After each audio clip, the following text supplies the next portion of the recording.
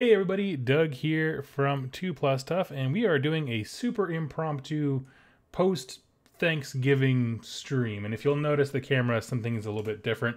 I actually have a new setup. We're going to be talking about that tonight. I'm very excited because, of course, after I got my new setup all ready to roll, I threw my back out helping.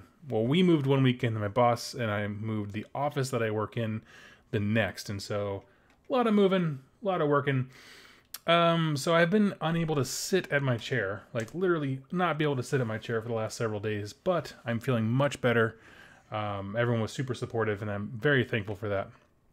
And so tonight, I finally got Jess to just kind of pick out a paint scheme for her Nighthaunt, and I want it to be incredibly simple, using a lot of washes and stuff like that, so she can replicate it and feel comfortable doing it. And so I'm going to do most of the army myself, and then basically get the scheme down, which I'll show you here in a second, and be able to really crank that out. So, hello everyone. I see people are starting to pour in. Again, not announced, super impromptu. I just was bored, and it's done with Thanksgiving, so I just wanted to do something. And for me painting anyway, I figured why not record it, and I can show you this cool thing. So, I went out and got a second camera, which you can see here, hopefully giving you a much better view of what's going on the table. Hopefully it's coming in at a little bit higher resolution than the other setup was. Should be coming in nice and clear. But from this, you get a nice clear view of what's going on. We have the Glaive Wraith Stalkers right in front of us today. Not the best unit I can tell as far as the battle tone goes, but we're starting Jess off really, really easy and basic, and we have all the cards for him. All that stuff. So yeah, tell me if you like this setup. I can adjust pretty much anything at this point. Camera seems to be on key, so yeah. So people were popping up in the chat. Hello everyone. Benny Dread finally caught a live stream. Yes. So as I said before, we're painting some Nighthaunt. I'm keeping it very simple so that Jess can replicate it. She doesn't really like painting like I do. Like I find the painting aspect to be very relaxing. She does not. And we're gonna try and make it simple. So basically, I did one, and she really liked it. So you can't really see, this camera doesn't really quite picture. Hold on a second here. Let me move my screen so I can see what I'm showing you. Here we go. I know this camera doesn't do the best when stuff's up close, but basically, I just did a mix of Druchii Violet and the clear medium stuff, and made a really light purple wash for the main part of the ghosty guy, and then a straight wash of Colia Green shade over the higher cloak. And so she really wanted purple and teal as her colors. And luckily, those are two colors that come in wash form from GW. So, yeah, we'll keep it really simple. So we're going to do those washes across all these dudes. I'm probably going to use a different wash for the top cloak when it comes to the Grimghast dudes, just because I want them to look a little different. These look very samey if you have them all be the exact same scheme. I think for them, I'm going to go for straight Drakenhorf Nightshade, the blue one, because the blue one actually comes out looking like a blue tinted gray when you put it over straight white, and I think that looks baller. So that's the plan. So we'll just kick off here, jumping into the Druchii Violet and Lamia Medium mix. I think I do roughly 1-to-1. I just kind of do that one random test model. If you are also free from Thanksgiving festivities, go ahead and tell me in the chat what you are working on tonight. My mouse, every time I do a live stream, my mouse decides to stop working. I'm very sorry about that, so I'll try to keep up with comments here. All right. Stoned asked if I have a Lady Ollander. I love that model. That is actually the model that got Jess to pick a faction in Age of Sigmar. No other model, I should say, really appealed to her until she saw that one and was like, I want to play her. So we're going to be picking up her pretty soon. They were out of her in stock when I bought the rest of the army quite some time ago. So hopefully things have had time to recover as far as stocking goes. Ben is painting 2 Primaris Reavers and 1 Intercessor for Kill Team. Sweet. Pretty soon I'll be diving into the Kill Team wagon as well. I think as far as narrative stuff goes, I might start off with AOS because it's more my wheelhouse. Much more comfortable with the rules. I guess I mean I don't even own the Kill Team book. I still have to go buy that. But yeah. So yeah, it seems like people are kind of digging the new setup. I appreciate that. It was something I wanted to do in the old place, but like I said before, it's kind of hard with the limited space that I had to get something that looks quite right. Let's see here. Working on some Bloodbound I converted up for 40k. I saw that. So this guy here, the Weather Pig Wargaming, he's in the chat right now. You should go check out his channel. He did some cool conversions. I'm sorry, I just got busy with the holidays. My work gets slammed during the holidays. I didn't get back to you on Instagram, but I did see some of his videos. Really cool conversions of making Blood Reavers into... Would you make them like cultists or something like that? I mean, they put guns on them and made them all 40k, and it's pretty cool. If that entices you to do anything whatsoever, you will enjoy that. Are straight Nighthaunt good? That is a question I cannot answer. I haven't played him yet. This is, like I said before, this is the army my wife chose because she really loves Lady Allender, the model. And so I'm not quite sure. I rarely see... How about this? I know that straight Nighthaunt is overshadowed by Legions of Nagash, but it doesn't mean it's bad. It just means for competitive folks, probably something else is better. But whether or not that means it's... I don't think it's ineffective at all. I do know that they... I mean, just looking at... So a lot of what the starter armies you have to think about is new people are going to be playing this army. With the new player access point being like Soul Wars or something like that. What's good and bad about them at that level? What I see is they have a lot of small heroes, but not enough units. That's my opinion so far. Like even just getting, I got Soul Wars, the smaller variant of Soul Wars.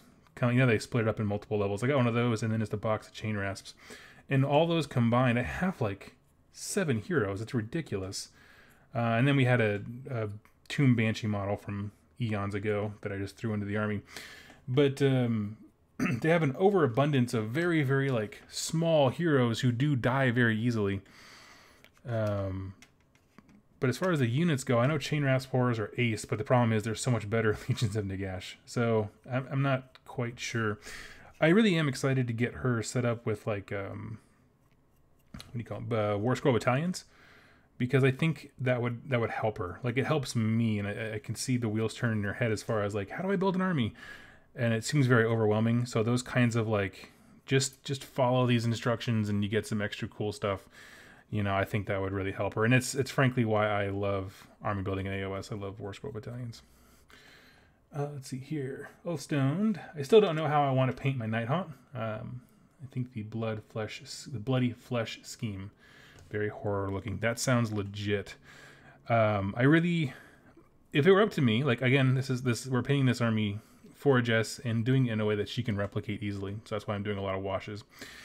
I would do, my favorite horror movie series is Silent Hill. And so I eventually one day want to do some army, I don't even know what, in a Silent Hill-esque scheme where it's just a lot of, the whole army top to bottom is covered in chipping effects and aging and weathering and yeah, I guess there are a lot of corollaries between that aesthetic and say like the Blanjitsu stuff, where things look like uber gothic and kind of over the top, like the big triangle guy's helmet. Like that it's just extreme for no reason. But it's amazing. And so that's definitely something I want to do. Silent Hill was like my favorite video game series. That and of course Resident Evil when I was younger with my brother. We'd stay up way too late playing those games and getting ourselves all freaked out. Actually, probably one of the best memories I have with my brother, which is probably why I like it so much. Moving on here.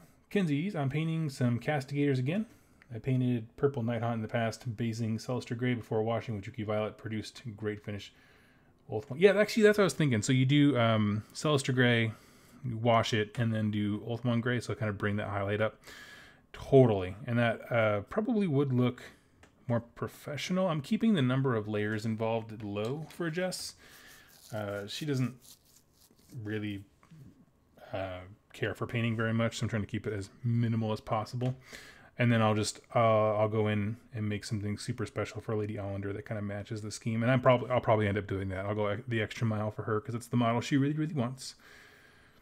Let's see here. Building Stegodons number 2 and 3. Oh gosh. One of each, not all engines. That's awesome. That's awesome. Love hearing Seraphon getting played. Jack said to just pick a realm for her army. Does she have a narrative? No. I'm still trying to explain the realms to her and how it all works. But basically, here's how it goes. The more fantasy and out there and abstract I get, the more side-eye I receive. Where there's a breaking point where she's interested and trying to learn and trying to keep up. And then there's this moment where she snaps and goes, "You're a nerd." And I mean, it's in jest. My wife is lovely and she loves this stuff. And she's very supportive. But there is a point where she's like, "You lost me." And so just taking our time there. Because, I mean, Planescape was not everyone's thing, which is basically what Age of Sigmar is. It took a bit for some people to kind of catch on to it. But she really likes the concrete stories. Like, I was regaling her with tales from the short stories, the novellas that came out. And she really likes the ones where it's like, I mean, like I always suggest for people coming from fantasy into AOS, where it's like concrete setting, you know. I gave her the book War Queen, which I finished and is amazing. And there's going to be a review coming out this week for it. You know, it's set in the realm of fire. It doesn't really harp on that. It doesn't really harp on the fact that there's other realms. They allude to the fact that there's other fantastic beasts out there, but it doesn't really, it's not too over the top fantasy. It's kind of like a barbarian story, and that's pretty much it, which is perfect for getting people involved. So, spoiler alert, that novella was pretty darn sweet. Let's see here. Kinsey, War Scroll Battalions are definitely good for steering my purchases. I can't wait to combine Sacrosanct and Vanguard. Absolutely. And that's, you know, that's the coolest thing, where you just take you build your army in blocks or sections, and then you just kind of merge them because they're still the same. Like, Stormcast are just so big. You just ally stuff in, and then you can start having fun. I really like that about them. James Valdez asked if I'm going to Adepticon. So when you ask about next year, I assume you're talking about the one that's coming up, because registration just went wild. I don't think I'm going to make it. I really want to go to Nova this year. It'll be my first time traveling since the channel started. Oopa. And I think going to an event that really focuses primarily on narrative experiences is going to be a big thing for me. And it's just what I want to do. It's definitely what I'm most excited about. So we'll start there. Let's see here. That was perfect. I didn't waste almost a drop of that violet mix. That's just sweet when that happens. So James is probably not going to go to Adepticon. Plus, I heard they're sold out of just about everything, like super fast, which is like nuts. I'm not one to compete for spaces. Really, I think if I go to a first event, what I'm likely going to do is pick one activity in that event. So like going to Adepticon, I would do like the narrative Age of Sigmar thing, that one thing. And then the rest of the time would be dedicated just meeting people. There's so many people around the country who like have messaged me like, I'd love to get a game in, love to do this. And it's just like, I would much rather just hang out with, frankly, y'all than just stuff my days at these events with tournaments and things like that. That's just not my scene. But I want to participate and be able to give like a real review, like, hey, I went to this thing and participated in these events and that kind of stuff. But primarily focus on the supporters and awesome people who just make this hobby a lot of fun. Let's see here. Jack says, I know a channel she can watch to learn about the lore. There's this mediocre guy. She can watch rerolling ones and learn about the lore through gameplay. There you go. Nate, just a big old nerd, what my wife calls me. Yep, totally. That's okay. It's like, the healthiest marriage is we all have things over each other. Like, she reads super trashy romance novels. She doesn't watch this stream, so she wouldn't know. I just let her secret out. But and I make fun of her for that. She makes fun of this. It's whatever. Everyone just has their things, their escapes. Did you did you see the? I'm assuming you said, did you see the Nighthaunt in Venice army featured on a community page? I did, and it's awesome. And it definitely. I was talking earlier about my favorite horror series is Silent Hill, and that definitely used a lot of the same colors that I would probably do for a Silent Hill themed Nighthaunt. Man, so much work was put into that. If you haven't seen it, this guy did like a Nighthaunt conversion army where it's set in Venice. Like, it looks very, I don't know, Italian, like people are riding in gondolas and stuff like that. And it's just all hyper detailed in like all the face masks and conversions he did. It's super amazing. And the colors are spot on. It kind of looks like a creepy carnival mixed with old school Venice decorations like that. Neat stuff. Definitely worth featuring. Good morning from Finland. Good morning from Pacific Northwest America. I guess it's good night here, but it's good morning for you. Anyway, I'm saying good morning to you. Rerolling Runs crew. Yeah, I can't speak for them. I don't actually know.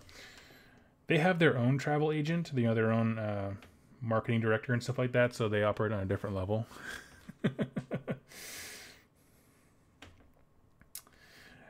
Stone, yeah, Masquerade. That's the word I was looking for. A lot of the Masquerade themed things like Masquerade balls and masks and stuff like that looks super, super dope. Since we're just chilling, I'm going to crank out a few questions that were sent to me via email. Let's see here what we got.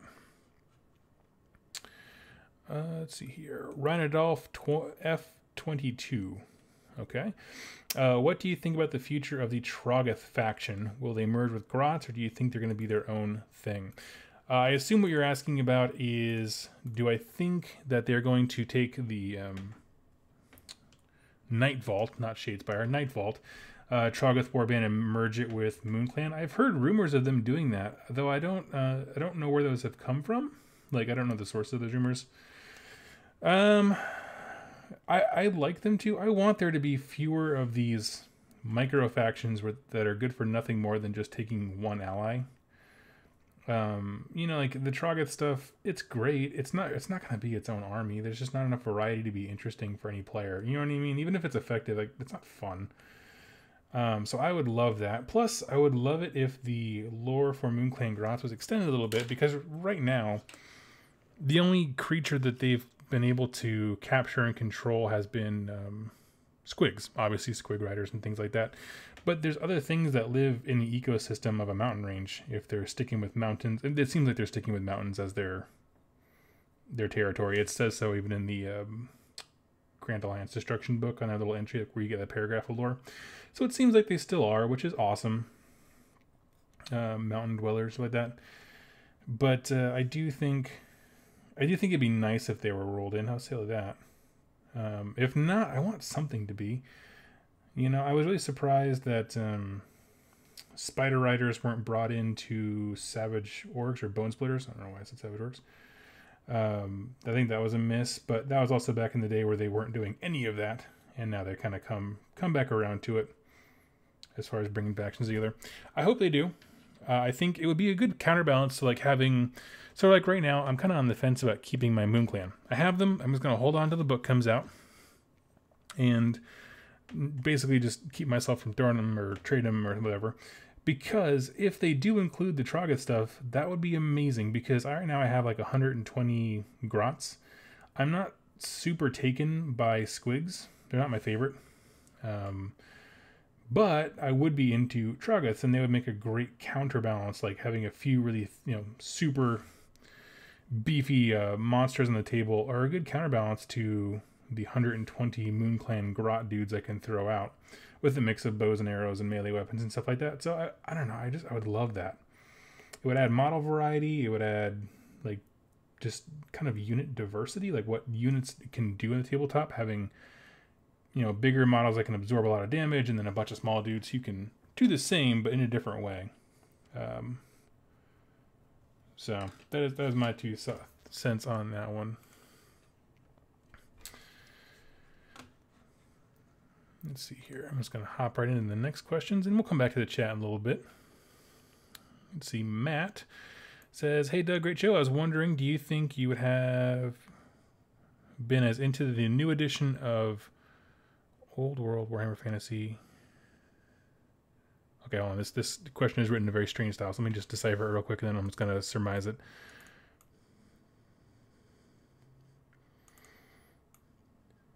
Edition of Old World Warhammer Fantasy, or... Okay, so I think what he's asking, because it's worded strange, and I don't think it's the way he worded. I think it's the way Google sent it to me. Maybe he used a translate thing. But basically, it seems like he's asking, what does he think I would have been as into fantasy lore, or was it the reboot for that that made Age of Sigmar that brought me into the game? Truthfully speaking, I probably wouldn't be a YouTuber if it wasn't for Age of Sigmar coming out. The reason for that is simple. The same reason I probably won't really talk about Warhammer Fantasy lore on the channel is simply because there was this oversaturation of it by people who, if I wanted to get into Warhammer Fantasy Battles lore, say I talked earlier about maybe covering some stuff that's in Warhammer Total War, and got a lot of feedback of people basically just saying, please don't, because the amount of resources it would take to be educated about that lore is actually pretty great, because it's not just grabbing like a battle tome like I do now. It's the battle tome and several novels that included minor bits of details that when you cobble it all together means something quite great. And I don't want to be one of those channels that just reads the Wikipedia page to you, because that's boring.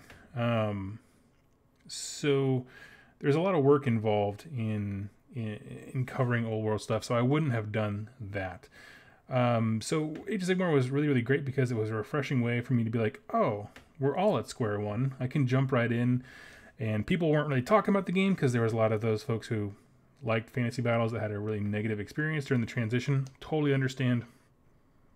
I had a high elf army that went the way of the dodo, but I was not jaded. I still enjoyed the gameplay. And I thought the lore was pretty darn cool. So, like, if you're asking, like, would I be here now if it wasn't for the change? Probably not. Because I didn't feel like there were stories to be told in the old world anymore that weren't being done by much larger and well-established YouTube channels.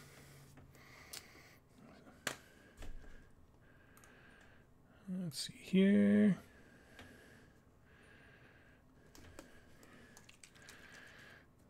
Okay. Yo, man, I was humming and hawing over Warhammer, and your channel pushed me into AOS, and I'm glad I did.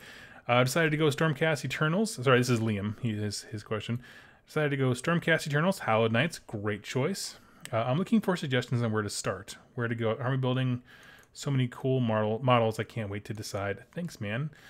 Dude, Liam, awesome. Thanks for joining the game. If you want to start Stormcast Eternals, there's a few great ways to do that. It kind of depends on where you want to go. There's a whole bunch of little sub-factions, like just different model ranges and releases inside kind of the grander Stormcast Eternal army. And I recommend just picking one of those, whatever looks coolest, and focusing on that. So if you like the Vanguard Chamber stuff, where it's like lightly armored scout dudes, a lot of ranged attacks, go check out the... what's it called? There's a box where it's Stormcast versus Nurgle Demons. I can't think of what it's called right now, but it is out there. It is a thing. Blight War, that's what it is. Blight War. I don't know, I had a huge brain fart there. Go check that out. It's a great starting point. If you're into the newer stuff where that's came out with Soul Wars, which is very heavy on magic focus, Soul Wars is the best bet.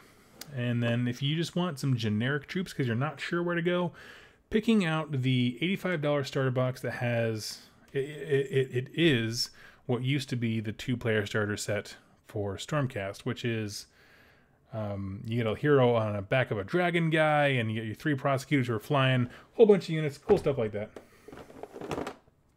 Let's see. And that would be definitely my suggestion, my big one for you. So just pick a direction and then just kind of lean into it. Certainly. So welcome to the cause. Hallowed Knights is super fun. I really like their abilities in the game. It's quite funny. You can basically, if you guys don't know, you get a chance to, like, if someone shoots magic at you, you can just like nope it. Like on a 5, I think it's on a 5 up, maybe it's a 6 up, but it just doesn't happen to your unit. which is kind of fun. Just grab some paintbrushes here. All right, so I'm gonna hop back over to the chat here and see what we're all up to. Looks like a bunch of stuff is going on. Let's see. Get ready. Brian says, "Get ready for squig summoning." On the topic of Moonclan Grots. Yeah. I'm not sure. So I was having this discussion with. It was a long time ago with the Rerolling Ones guys. I don't want every book to have a summoning mechanic. I think I want that to be a unique thing. You know, I think maybe battalions can have access to stuff. Like, for example, right now, if you go to, like, the Iron Jaws battalions, there's one that a unit of Ardboys, whatever, can come back. But it's only once per game, and it's pretty limited. And so, like, that's fine, you know, because you're just calling more troops onto the field. But I want the general summoning mechanic to be somewhat unique. I think that's okay. Let's see here. Let's see, TJ. Wow, 2+ stuff. I'm just sitting down with some fresh water to start my own Glaive Wraith Stalkers. That's funny. Yeah, dude. Kenzie, what do you think of making Honor's End guarded by death or pirates?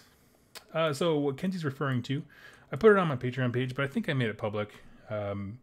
What I've been doing is mapping out what I want my first narrative campaign to be like once my new table and all that stuff, the setup I have in the mail coming right now. I'm going to start doing narrative battle reports. The room behind me is a little sparse because it's hugely empty. This is my new studio room. We just moved for this reason. And so I have a whole bunch of, I have a collapsible 6x4 table, 2 mats, and a whole bunch of terrain in the mail right now. And so what I did, if you are a patron, you will know, I made a map of a city with a fantasy city generator thing that I found for free online. And I picked a point in Shyish. If you look at the core rulebook, there's a whole bunch of locations and stuff like that. One of them is called Honor's End, I believe it was called. And that's what I was going to do. Originally, I said that it was going to be order versus chaos. I want to do something simple with stuff that I own. However, a good point was raised by Kinsey that it's in Shyish, and I have a death-themed gaming mat. Maybe it should be a death army. And so that's actually what prompted me, Kenzie, to pull the Nighthaunt out and get them painted.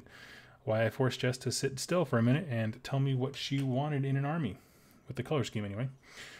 And so, yeah, the campaign, it's still very much a work in progress as far as brainstorming goes, but it is going to be death versus chaos. And so you will see these lovely, colorful Nighthaunt versus my gorgeous, in quotes, chaos army, which I'm excited about.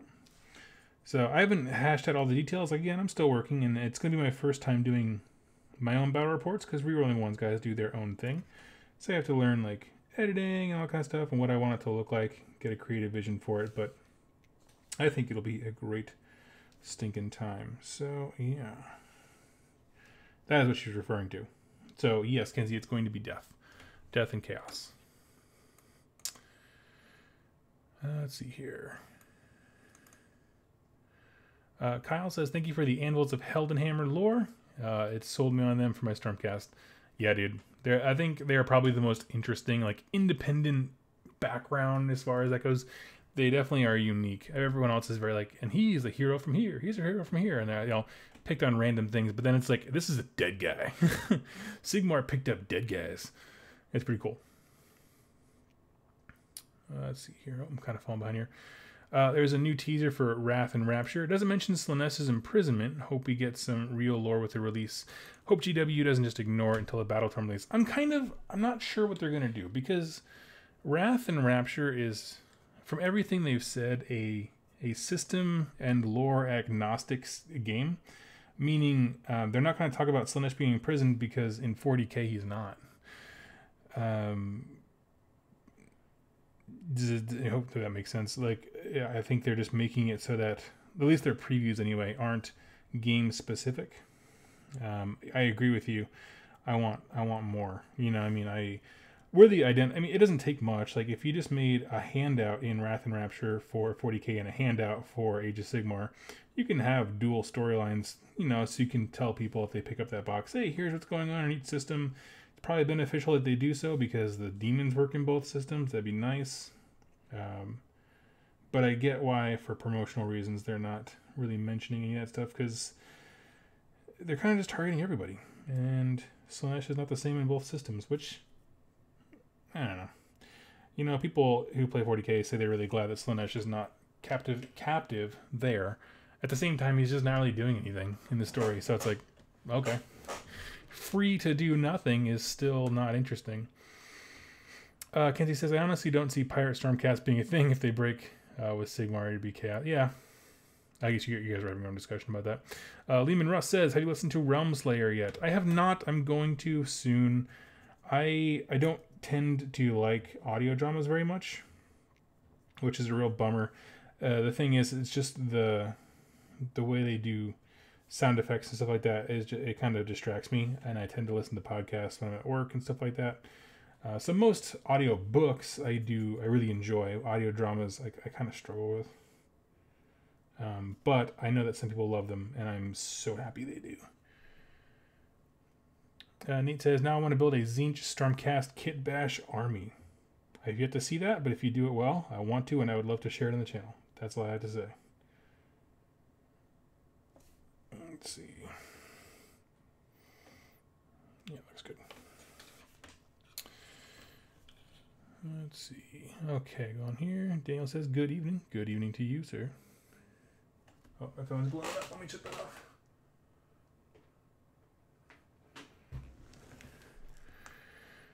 Let's see here. James says, once I'm finished with Iron Jaws, I think my next project will be Death with a Nighthaunt focus. Yeah, dude. It's an easy faction to get into, Nighthaunt. Eric says, if you're doing battle reports, may I humbly suggest checking out Wargamer Girl. It would be great to have battle reports like that for AOS. I was actually having a great discussion with Mark from Ruling Ones, because he's kind of I'm gonna call him my senpai when it comes to battle reports and stuff like that. And here's the thing: if you don't know, Wargamer Girl does a lot of War Machine Hordes, which is the system that got me into wargaming, and she does great content. What I like about her battle reports is she doesn't just show you what she's doing. A lot of times, at least for her actions, not always for her opponents, but she'll tell you why she did what she did, which I think is something that a lot of Age of Sigmar battle reports miss. Because here's the thing, like, I can say I'll advance with my Marauders, but saying that is very different from saying I need these Marauders to block the way so that the enemy can't get to my Glotken. Right? I just picked him because he's sitting right there behind the screen. When you do that, you're educating people at the same time as entertaining them. And so I think that's super important. So super high production quality, that kind of stuff. Absolutely. I do think I want to have different kinds of shows. Like I want to have narrative battle reports, and then I want to have ones that are very much like Wargamer Girls, where it's more tactical and we're trying to win rather than tell a story. And in doing so, we're also going to educate people. You know, this is the mistake I made, or this is the decision I made and why I made it. And then post game talk about, was that a mistake? Was it not? And try and educate and entertain. That's what it is. Entertain-educate. Okay. See here. My turkey coma wore off, so I'm working on making some DM Scotty style 2.5 dungeon tunnels. I don't know what that is, but that sounds cool. Glad your turkey coma wore off. Do you have anything that you're looking for out of the General's Handbook 2019? Honestly, not really. I don't... You know, my favorite thing I want them to bring back, it was in the first General's Handbook, is teaching people how to do basic narrative campaigns. It was a section that I think was very much overlooked in that book, and sadly mine was damaged in the move, so I'm going to find another GHB 1. But basically what it is, it's just like they gave you a pretty good outline of like 3 missions, and if person A wins, you do this. If person B wins, you do blank, and it's just like a little outline like that. I think that is underestimated how cool that is, and I want to see that kind of like narrative tree storytelling thing kind of brought up a bit. I want to see that more. As far as like rules and stuff, man, I don't know. I'm really enjoying second edition AOS. I mean, I think there's points adjustments that need to be done. I think they're pretty well aware of that. I mean, I think tournament results will tell you that Daughters of Cain it's beefy. There's a lot of people asking for Nagash to have a points increase because I went to my one event that I told you about, and like I played a Nagash player, super nice guy, but like there was no way to beat that dude in Magic, and I have the Weird Knob Shaman for Ironjaws is what I brought, getting like +2 to cast, but nothing beats Nagash's like plus bajillion, and so I think that could definitely use a looking at, but I don't have anything like specific. I feel like the last General's Handbook was very much a tournament gamer's book. Like it had a lot of points adjustments, a lot of if you look at like if you broke up each section between open, matched, and narrative play, I feel like it was definitely leaned heavy into the matched. I'm sorry, my hands are in front of the camera. It definitely leans heavily in front of the match play stuff. But I think going back to the narrative thing a little heavier would be a lot, I don't know, beneficial. I think match play is in a fairly good place. So I guess that's all I want from General's Handbook 2019 is just focus on narrative and then clean up some points discrepancies that are just kind of odd. Let's see here.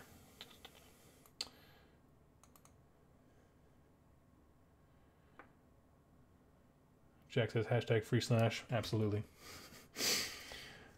Nate says, how long has Slaanesh been imprisoned? As far as we know, it was probably it's been since Age of Sigmar began, so it would have been right at the end times, things like that. We know that he ate all the elves during End Times Cain. And then from the Edeneth Deepkin book, we know that he was still mobile a little bit after that because he went around kind of eating little disparate pockets of elves that managed to hide themselves away like little pocket realms in that transition from Old World to AOS. The last ones being the worshippers of the sea god. That's why when he barfed him up first, it became the Deepkin. But yeah, it was pretty soon after that. After the world ended. So yeah, tactical tutorial bat reps would be amazing. Yeah, dude, let's do it. Seeing tactical reasons behind decisions within the confines of battle reports, I do think is a must. Really enhances observing the strategy of a game. Absolutely. I think that's something that a lot of games miss. You know, we like those moments where we have big hits, like the Glock King comes out and just like sweeps the leg off the enemy army, and it just does mega damage and that kind of stuff. And those are cool, but like we don't step back and think like, okay, the Glockkin's not actually that great, so that was probably a terrible tactical decision that kind of paid off. So kind of backing up and kind of being critical about why we do the things we do in a game, I think is super interesting, at least to me. Okay, Xander Dust, here we go. We're going to start doing the bone stuff like that, the hands and the skulls on these dudes. Have you watched the recent Warhammer Weekly? Honest Wargamer has been putting some epic work into commentating. Might help you for battle reports. Also compiled an awesome guide form. I didn't get a chance to watch the whole thing. I respect what he is doing. Absolutely. It's a lot of work. Oh my gosh, I can't imagine. I agree with him that I feel like the GW Twitch stream is very stagnant. Like apparently he had some creative direction he wanted to go with that wasn't happening. He mentioned that before when he said why he left. I'll keep an eye on it. I'm definitely going to follow up. I don't know how much I'll participate simply because I don't go to a lot of tournaments. I don't know what I can offer, but I think it's really, really cool, and I don't know, excited. I don't know, like I know he sees kind of the potential of this being like another esport type thing. I'm not sure about that, but I want to see someone like try, and if he's dedicated, heck yeah, dude.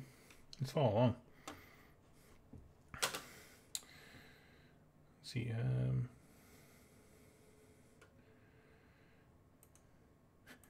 Nate corrected me. A bajillion is more than 2+ for sure. Absolutely. That's my Nagash versus that kind of stuff. Yeah. Let's see here. Got a lot of love for Slaanesh here. Slaanesh got tired after eating so many elf souls. He gave Marathi and the other elf gods their opening to capture Slaanesh in the Age of Myth. Yes. Yep, that is absolutely true. We know who we ate last because it was the first the first faction he barfed up. Marathi was the first one to come up before. But, yeah. What colors are you using there for your stalkers? So I said before when I opened this whole thing up, I'm trying to make stalkers that are as simple to paint as possible, so Jess, my wife, can keep on painting when she feels like it. And so this is a wash of half Druchii Violet and the Lamia Medium for the purple on the base body, and then just straight Colia Green Shade on the upper part, like the top cloak or cowl or whatever it is, just to kind of give it some more color. When I asked her what color she wanted, she said she wanted teal and purple, which are two colors I don't paint very often. But I was like, okay, we'll make that happen. And when you do Druchii Violet and Xander Dust, that's what you get, teal and purple.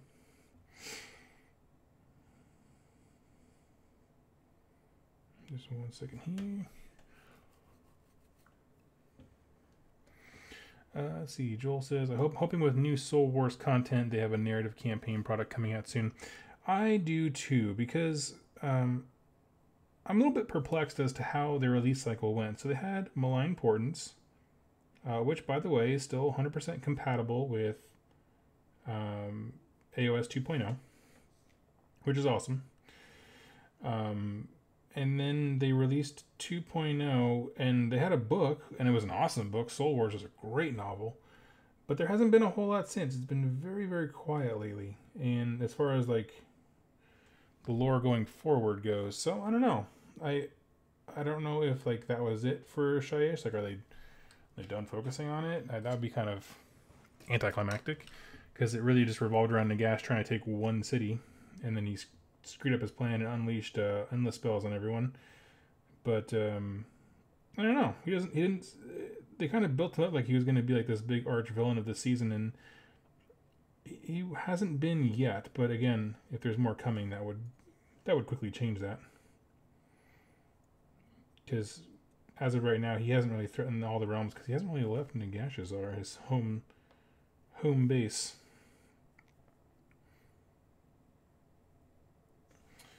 Alright, grabbing the faces here.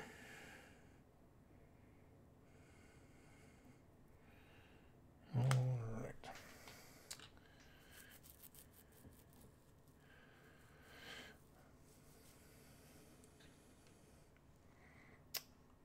Having a discussion about the appearance of Slaanesh and the aesthetics there. Always good.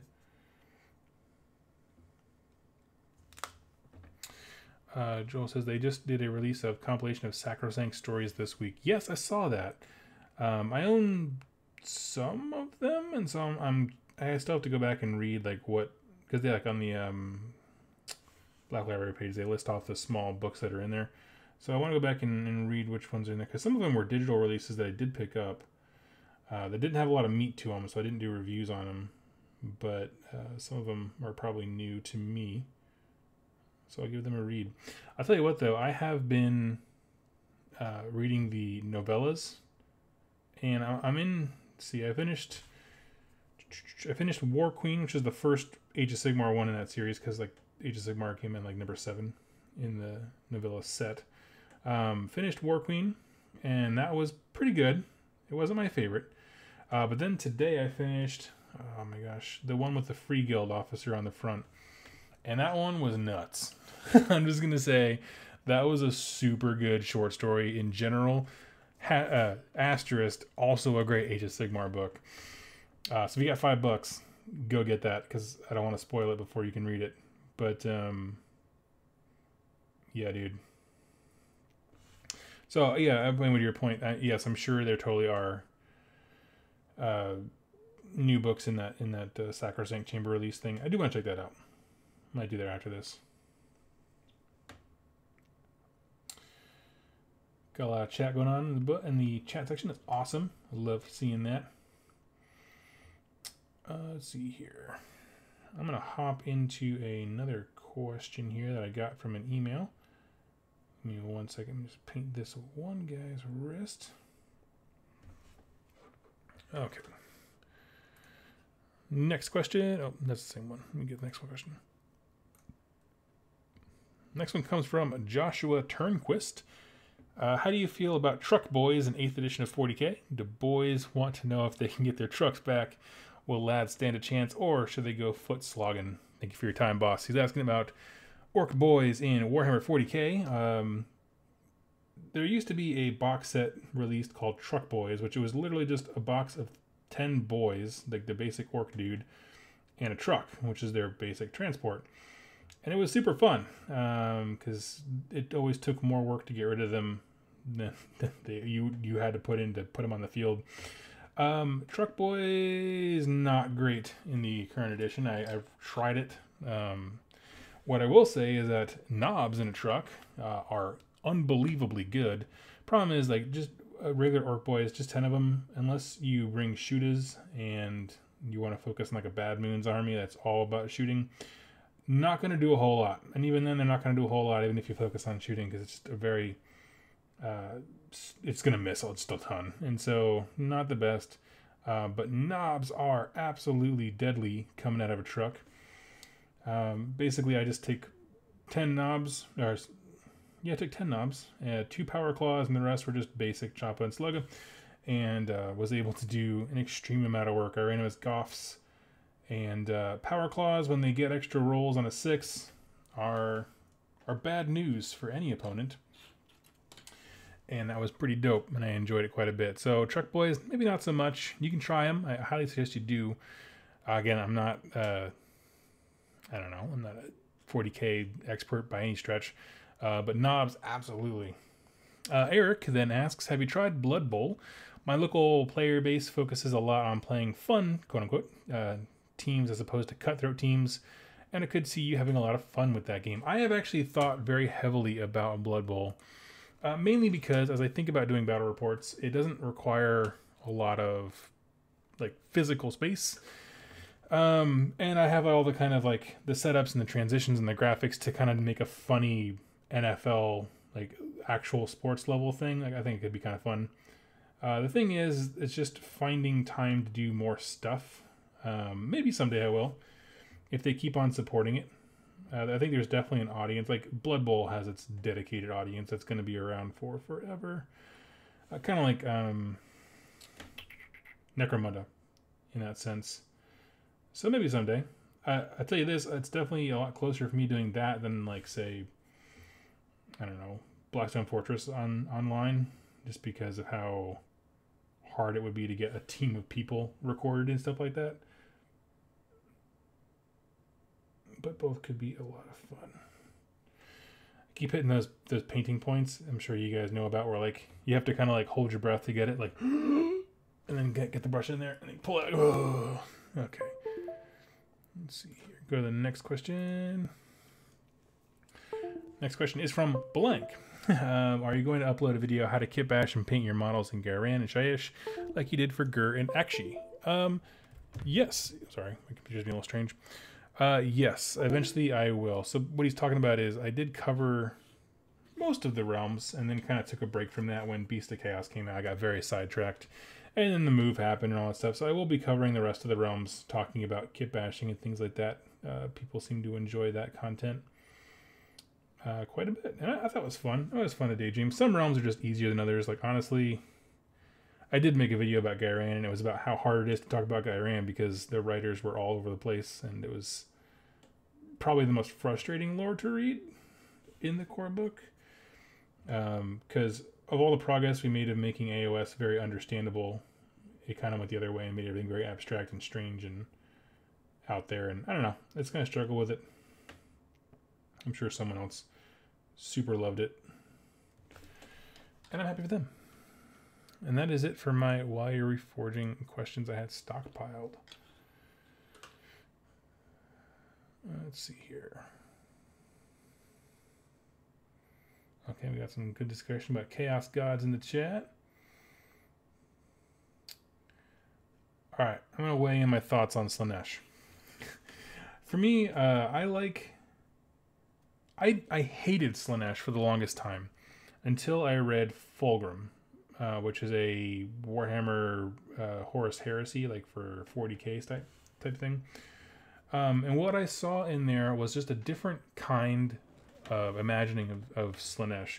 So rather, because like up until then, everyone had only ever focused on the sexual aspect of the temptations and hedonism, and that's definitely a part of it. But what we saw in Fulgrim, I think what the author captured, I don't remember the author's name off the top of my head, was this idea of seeking perfection looks like a lot of different things. And it was, the story is told through a few different kind of viewpoints. One guy is like a mason who's trying to sculpt a sculpture of the Emperor of Mankind, and another one's an artist who is trying to paint a mural that captures like the victories of, you know, this heroic legion. The soldiers obviously are all trying to be the best. Like, we just saw a lot of just various forms of perfection and how they'll all get twisted and corrupted, and what the seeking after perfection looks like in twisted ways, and how it destroys you from the inside out. And I fell in love with Slaanesh at that point. I was like, I want to start, what are they called? Emperor's Children Army, and all that stuff like that. I just really fell head over heels for it. The thing is that I feel like there is a large part of the fan base that acknowledges that other stuff for Slaanesh exists, but still chooses to emphasize the sexual stuff. And to be fair, the models definitely do. I think if Slaanesh got a full release for either system, I don't care which one it is, but let's say Age of Sigmar because that's what we're working on tonight. I want more models representing the different types of hedonism that exists. So I want, like, why is there that fat guy for Khorne with like the whip and the hook hand, and there's not like 30 fat guys who are the hedonism of eating too much for Slaanesh? You know what I mean? Obviously they wouldn't be the best soldiers, but they would be really great heroes sitting on a big couch and like their bulk is just hanging over the sides. Totally thematic, makes perfect sense for overindulgence and stuff like that. You can have, you know, people clad in like the finest regalia and all that stuff, very over the top armor and stuff, like just to kind of emphasize the wealth and excess and all that kind of stuff. I don't know. So I think, like, as much as I don't like when people overemphasize the sexual nature of stuff, which I think should be included because it is an aspect of hedonism and those kinds of things, I also understand that that's really the way that GW has been doing it, and I think they want to change things, but it's a hard turn product line wise. I get that it requires a lot of support to do. So to that end, I tend to like Slaanesh, but I tend to not like Slaanesh fanboys, people who just kind of get a little bit too into it. I'm like, not super into that, or they oversimplify it and I think misses the point. Like, Slaanesh is be cooler. Yeah, I just think there's a lot of ways they can go that emphasize perfection and hedonism that aren't just sexual.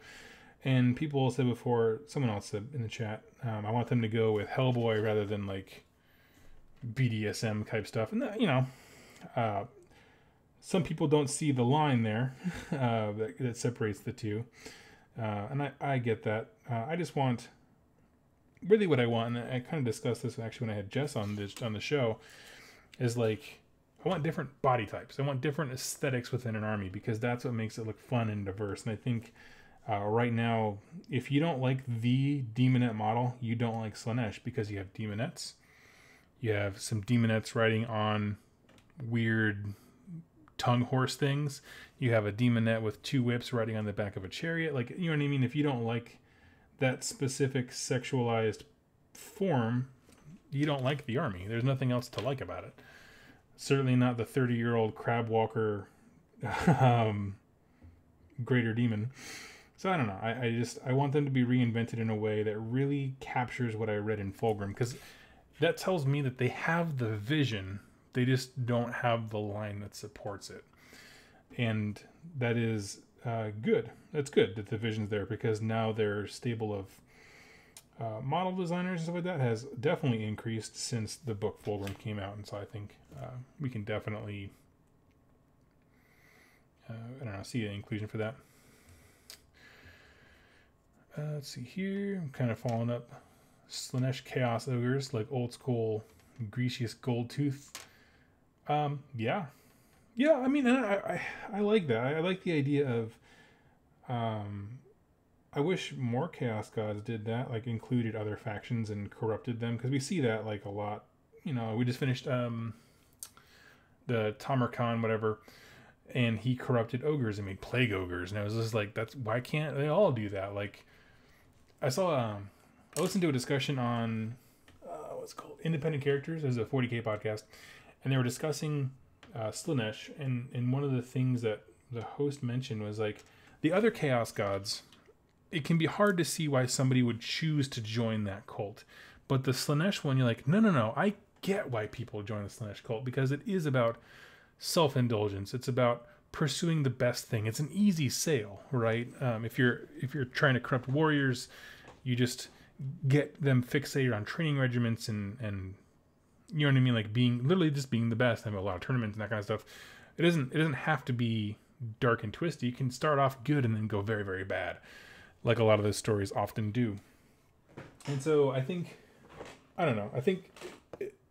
for being one of the most least represented Chaos Gods, it's the one that to me makes the most lore sense of why people would. I think that more people would join a Slaanesh cult in our modern day than any others. If a giant, like, I don't know, quote unquote church opened up in America, was like, we're all about beating people's faces, come join the Corn Gang, I feel like more people would go to the temple of self-indulgence and excess than the fist brawler corn people or twisty Zinch politician stuff. I don't know. Actually, that might be a run for the money in America. I don't know. I know Zinch might have pretty good stride in America, but you know what I mean. I just feel like it's an easier sell. It's a lot more understandable why somebody would do X versus Y.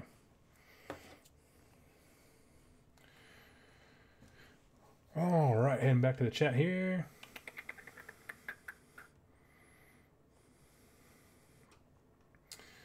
Warhammer Fantasy Battles had Sigvald the Magnificent, and he was champion of Slaanesh. Absolutely. And that model is still dope. I think I have one around here somewhere. I think Jack gave it to me. Super good looking. It's just, you know, it's hard to look as fly as he does on the battlefield.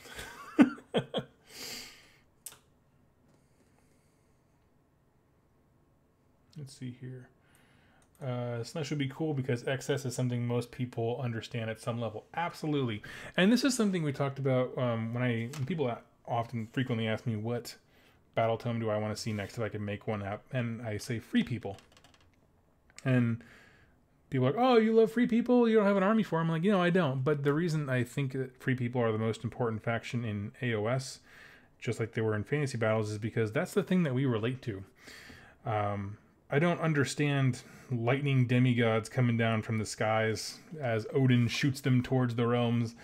This is all just being super facetious, but I mean, I can't relate to that, but I can relate to a human being who has a family to feed and complex emotional relationships. I just finished I was talking about that short story with the Free Guild officer. Like, this is not a spoiler at all, because I will do a spoiler review for that. But basically, like, he was in a battle and all of his men died, and so his commanding officers blamed him, and so he got demoted basically for it, even though he won the battle and he should have been lauded as a hero. And so, like, that's a super crappy political thing, but you know what? Like, that actually happens. And so all the stories that Free Guild peoples make are very understandable and very relatable because they are human and so are we. The reason I bring that up is because you just mentioned the idea of just temptation and falling for things is stuff that, and hedonism is stuff that we understand. I think that is important. Like, I think there has not been enough emphasis in the battle tome releases for, like, what can people really sink their teeth into and understand? And I think Slaanesh, for that exact reason that you just talked about, and Free Peoples will be the most important books. And I think, I don't know, can't really underestimate that enough. It also says, Khorne is forced on you until you accept it. Tzeentch, you're tricked into temptation. Slaanesh would be more of your own will. I agree. There's aspects we saw in the Tzeentch, Disciples of Tzeentch book where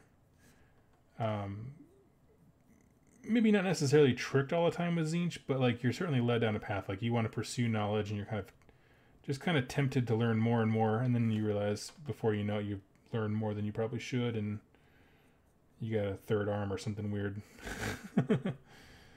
Like you do. Slaanesh, I recall, had one insert in the core book that was very telling on the corruption of Slaanesh. I feel like there's a few shout-outs to Slaanesh in the core book. I will have to go and check after this. I mean, I do intend, the minute we have any definite lore, I will stop and do full coverage on Slaanesh, including like what we've known for X amount of time and where they've been and how the world has evolved without Slaanesh around. So when I learn something, I definitely, absolutely will share it because I'm very excited to learn as well. I think, but my point isn't saying that. I think Slaanesh got mentioned a couple times in the core book.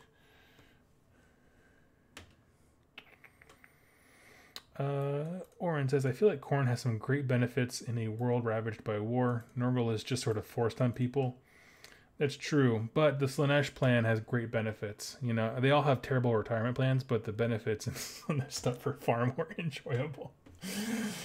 Let's see. Atomic Topher, the Slaanesh plastic surgery cult. That would be super dope. I would actually love that. I'm just trying to think. So, like, because you could just have a whole bunch of weird body modification and, like, have somebody else's face on your face. That'd be kind of cool. I dig that. Nate says, you know, we're sitting here discussing excess as I shove chips in my face on a day devoted to eating. Absolutely. That's why it's the perfect subject. Let's see here. Old Witch Doctor, I think most worship of chaos gods can come from a good and noble place, which is why they're interesting. Absolutely. You know, and that's the thing. I think they've really hammered down is the diversity of ways that people become chaos lords. So, for example, look at the lore like the Glotkin. They didn't do anything. Her mom, or it was their mom or dad, it's been a while.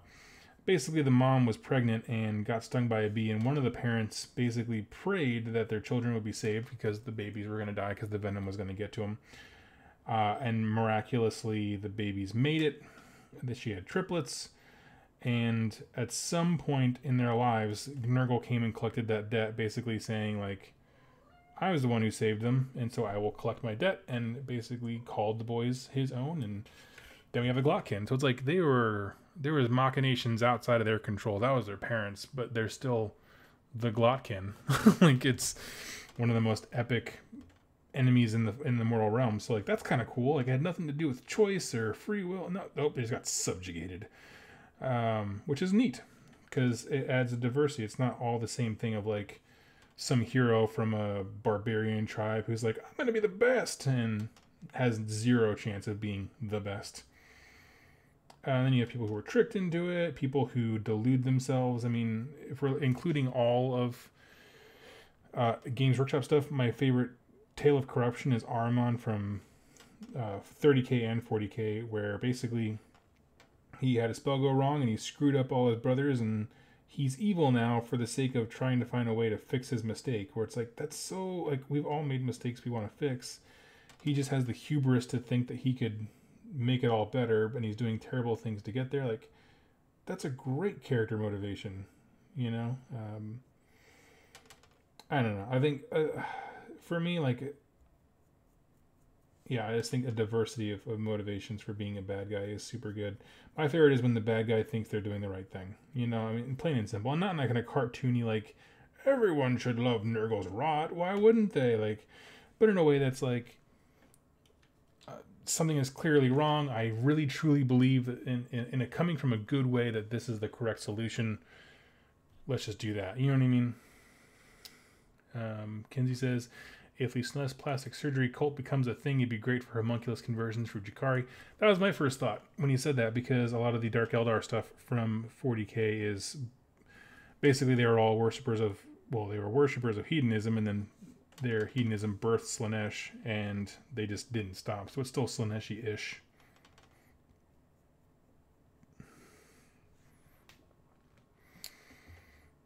Let's see. I don't think Nurgle is forced on people.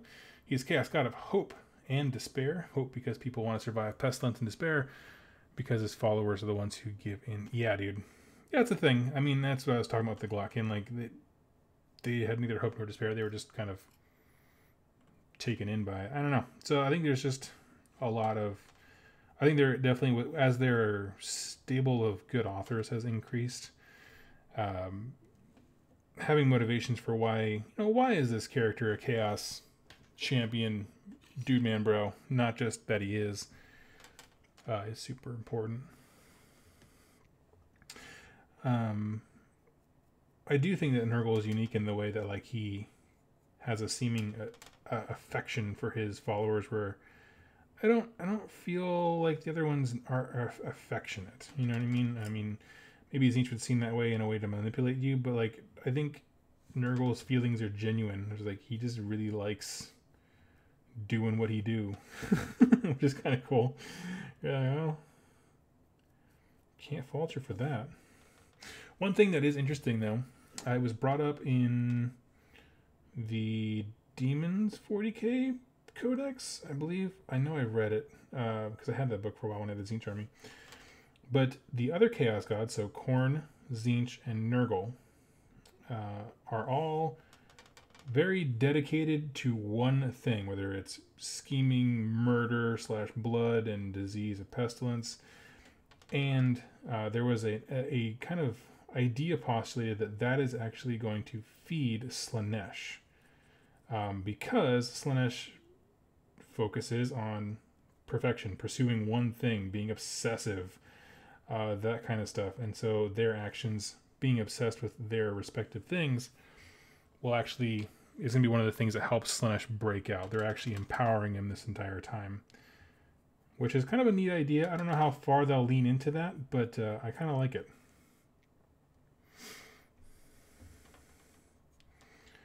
I like the idea that, I mean, and it would definitely give a good plot reason for why he could be imprisoned for so long, bust out of jail, and be forced to be reckoned with, like, immediately, not without any kind of recuperation time, time to eat some more souls. He's just like, boom. If he was, I don't know, this whole time gaining strength secretly and stuff like that. Someone said, I want the Great Horn Rat to be the reason he breaks free. I think that'd be fun. That'd be cool. I think, I mean, if we're assuming that the Soul Wars narrative is still ongoing, I think the Necroquake would certainly have good reason to affect it.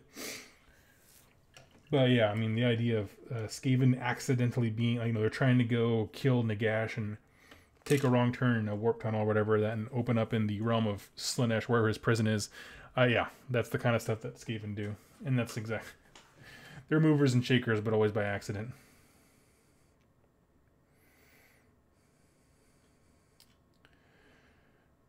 Let's see here. I would like Slaanesh breaking free to be Morathi's fault. Yeah, right now, so it's kind of like the game of Clue, right? Where it's just a lot of people who could have done it and a lot of weapons that you could have done it with. Because right now you have Morathi, who's taking more souls than she should, which is tipping the balance. And so right now Slaanesh is kind of situated between, was it Hish and Olgu? Sorry, I get their names mixed up. But Light, realms of Shadow and Light, is stuck right between. But as she's taking too many, it's leaning to one side. I think it's leaning towards Realm of Shadows. That's where most of the followers are, or Slaanesh people are being drawn to. And so, that's definitely a reason that Slaanesh could break free totally. Let's see here. So yeah, we have the Morathi reason. She's taking too many souls. The Necroquake, which just shattered everything. It literally broke the place that Sigmarines are made. Stormcast Eternals are forged. And so, it has enough force to do that, and also change the way magic works fundamentally in the realms. It can probably rock the prison pretty hard. That Slaanesh is being bound in. Or it could be one of those things where it's like a variety of factors. You know, it could very well could be all of those things. Brian Swan. There's a Slaanesh Harpist coming too. She's a demonette but focused on magic, so a step in that direction you mentioned. Yeah, I think I wouldn't be surprised if that was kind of like the what's he called? Sloppy Bile Piper, where it's like a kind of a smaller hero to buff the basic troops. Like that would make sense if she was all about demonettes, and I don't know what kind of buff she would bring. Like they're already running charge, which is just insanity. Maybe she gave him rend or something like that. I don't know.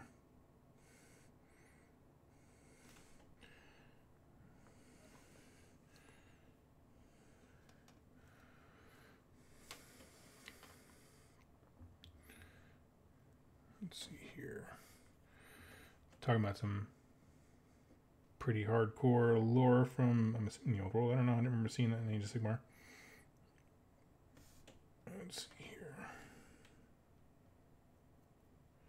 I'm entering the worst part of painting a model where it's almost painted, so you can actually have to start being careful, even though you've just been super loosey-goosey with washes the entire time. They're turning out pretty darn well, I think.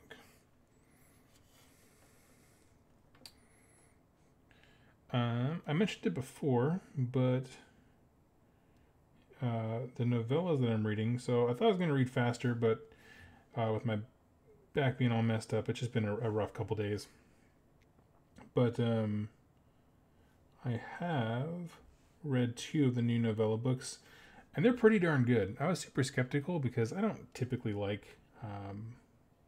they always had like the small digital reads, where it's just kind of a very small book that goes out, and some of them super hit or miss. The 2 that I read them in order, so it's War Queen and then one with the Free Guild guy in the book have been stellar.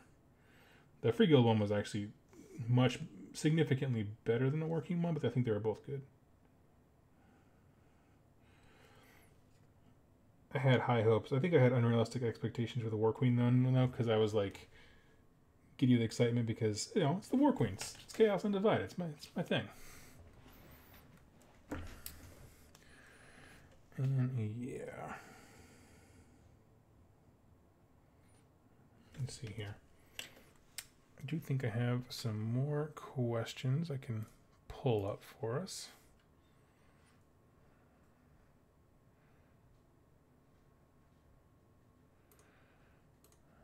Oh, here we go. Oathstoned. Have you watched much YouTube Total Warhammer? The commentators are better than sports because we have floating cameras and slow-mo. So is the YouTube channel called Total Warhammer? I have not. But I'm willing to. I mean, I don't know how often I'll get into like commentating on games. Have you guys ever seen the Frontline Gaming? They did 2 Age of Sigmar narrative battle reports, and I really like them. They're pretty short. They're highly like curated. Like you don't see every dice roll, or you don't even see a lot of who's playing. It's just very much like a, and this is the story. It's very engaged with the narrative. I maybe want to try one of those. See how that goes. But I'd be interested in your thoughts on that. Let's see. I'm pulling up the last time I did a live show. 2 people asked questions here. Dade Gilbert. Hey, Doug, I've been looking at the Slaves to Darkness and figured the models look amazing and now want to start an army of them. Looking at General's Handbook, they seem interesting in a personal narrative sense. I know you have a lot of experience with them. Could you talk about them during the stream? Totally. We're doing that right now. Slaves to Darkness is my baby. I love it. The reason I fall for it is because they can be whatever you need them to be in terms of like, they can be Magickin, they can be Blades of Corn, Disciples of Tzeentch, whatever you want them to be, Host of Slaanesh. Where they fall short, however, is that they have a lot of the same buffs over and over again. So you'll see a common theme is getting rerolls of 1 to whatever. If it's Nurgle, it's usually wound rolls. If it's Khorne, it's hit rolls. Any kind of movement, so running and charging for Slanesh, and save rolls for Tzeentch. The thing is that there's just a lot of ways to get reroll ones of whatever. For example, if you take double hand weapons, you don't ever need to be a Khorne army because you already have reroll hit rolls of 1. Same goes for Mystic Shield if you are a Tzeentch army, and so forth. And so, again, on a lot of heroes have the exact same buff, even though they're different models and units. So it does have its limits competitively. I do love the fact that they brought back the champion table. So basically, if your hero, a hero in your army, doesn't matter if it's your general or not, kills an enemy hero or monster, they get to roll on the glory chart, really. And you get a huge in-game buff. They're usually pretty good. Usually pretty useful. And there's a few ways to either ascend to demonhood or fall into spawndom. And here's the thing, for most of our heroes, turning into a spawn is still not a bad thing. Because I had a situation, and I've only managed the spawn thing 3 times now.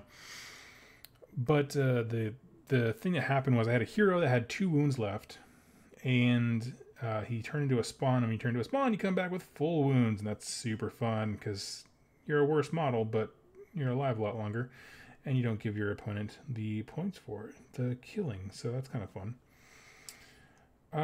As far as things to know, like besides its limitations, just know, I don't know, just have fun with it. Honestly, like it's not going to win you any tournaments unless you dedicate them to a god and take that battle tome. But they can be quite a bit of fun on a tabletop, and I love the idea of just my heroes out there for personal glory rather than the betterment of the army or for a cause. They want to win for themselves and that kind of stuff. So it's super fun. As far as where to start with the army, the Star Collecting box is the best. I have a fear that they're going to get rid of the Marauder models, and so I wouldn't invest heavily in those until the new book comes out for Dark Oath and we see what's going on. Just because I think the Marauders don't look so great when compared to what GW produces now. However, I think Chaos Warriors certainly do. And I think they're going to have a place for a long time, so that's cool. Beyond that, the War Shrine, which I just built my first one of, even though I say I love the army, I just neglected building one, is super cool looking. Huge centerpiece model, absolutely beautiful, highly recommend it. And then you have, I don't know, the only thing I haven't really experimented with in the army is chariots, just because they're kind of pricey, and if I don't get my discount, they don't offer anything that like knights don't, so I kind of held off on it. But they're pretty cool. I really do appreciate the army as a whole. A lot of cool storytelling devices and stuff built in there. I think the Endless Spells and Realm Artifacts really gave them a little nudge in the right direction, like so many other small factions that need help. Yeah.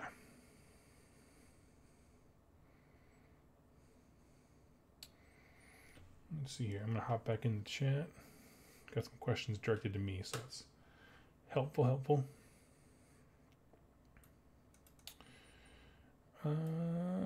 Ben asked, I've been your sole source of lore for AOS and from fan battles. What have Tyrion and Malarian done with their souls? What do their respective races look like? Well, Ben, we don't actually know. It has been discussed briefly in some of the, I think it was in the Deepkin book. Maybe it was no, it was actually the Daughters of Cain book. No, it had been Deepkin. But that from Haish there are angelic light elves, so we're looking for like angel type things, and then we know even less about Malarian souls, but we know that they're taking them and when they're creating their own thing. I'm not sure if like Daughters of Cain, she had her own. She took souls and twisted them and made the Kinnear and Melusi, whatever. But I'm wondering if Teclis and Tyrion will have full releases or if they'll incorporate existing factions. So like the Daughters of Cain incorporated the normal elves, quote unquote, as the witch elves and stuff like that. But I wonder if like our I don't know, Privateer is going to become part of Malarian's thing. Not quite sure how that'll go, but I'm very curious to see how it pans out. But in short, we just don't really know much about anything. They've been kind of hush-hush. In fact, there's not a whole lot of lore about the realms of light and shadow in general, because the Daughters of Cain book, which I know you have, has more lore about shadows than anywhere else. Matt Kent, how are the 40k orcs coming along? They are good. They are good. I am up to like 17-ish hundred points. Some, when the new book came out, I went ahead and sold off. I got rid of my Def Coptas and Killicans because they didn't do what I wanted the army to do. Again, I find 40k list building stuff to be kind of overwhelming, and so I really just picked a direction and leaned into it. So I went in for melee, and so I have a lot of boys, knobs, trucks, everything to get into combat very quickly. Me and my friend Ben, he's in the chat right now, are going to play a game on Saturday where I'm going to crush him in the meanest way possible with my orcs, and he will be filled with fear and regret because he's bringing his salamanders. And so yeah, I don't know, we're gonna have a good time.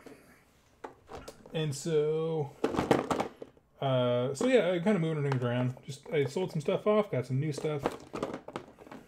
Here we go. Typhus corrosion. Gotta make these blades all rusty. But they are coming along very well. I think I have most things painted. So right now unpainted, I have 2 trucks. I do have 15 jetpack guys and 15 knobs to paint, I think. But that's honestly it for a 1500 point army. That looks pretty good. So I am admittedly still using my I guess I don't have a weird knob shaman. I've been using my Iron Jaws one, but I cleared him out. So got to figure that out. I got to get a shaman, but I think that's pretty much all that's really lacking. Just throw some rust on these dudes.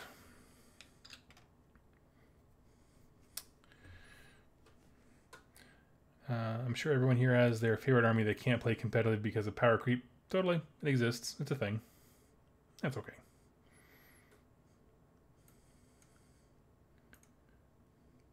Oh, hey, Dade. I just answered your question. Yeah, it's in there. Yeah, Marauders aren't the best thing. They're kind of nice for like all the factions have access to some kind of basic small troop, but the models are just bleh, and I don't want to paint anymore. Yeah. I'm just catching up here. You guys are typing fast and furious. Oh man. Here's a question. I want to get the Wake the Dead box with Eldar and Space Marines, but only for the Astartes models. What should I do with the unused Eldar? I don't know. eBay? I don't know. I gotta think about that. Like, I mean, if you don't want them at all, I can't think of like what you would do with them besides sell them, or I don't know. Try to if you have like a local group or whatever like that, you can try to pawn them off, frankly, or paint them as like a loner army. Old Witch Doctor, orcs are cool. I have a few, taking a break from them to focus on Emperor's Children though. Totally.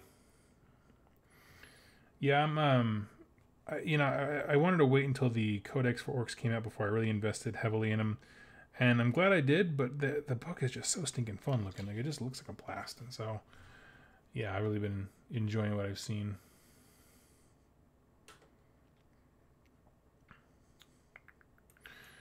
When it comes to undivided factions, I prefer Wordbearers. Totally, Wordbearers are amazing.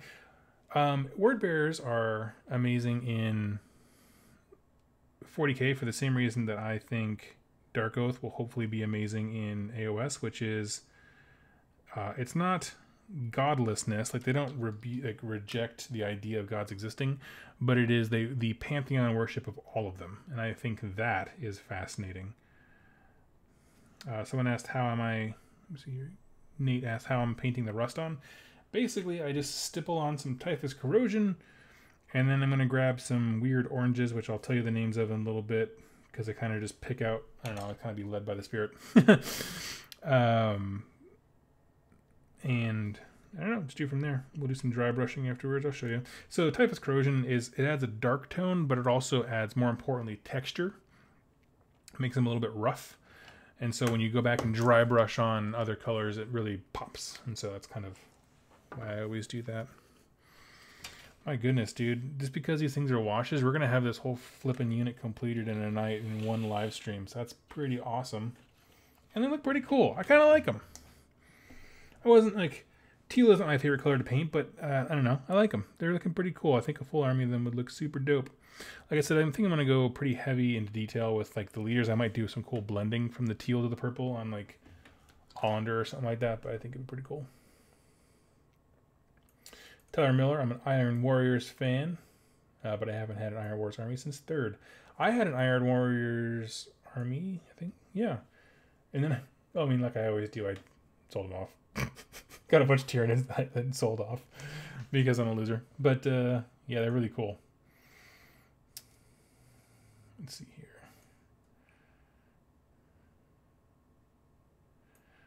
Is stippling a term for dabbing quickly? Yeah, you just take your paintbrush and you go up and down straight motions rather than having the brush glide across the surface. Let me see here. Okay, looking for... It is a wash night. Looking for Seraphim Sepia now. Nope.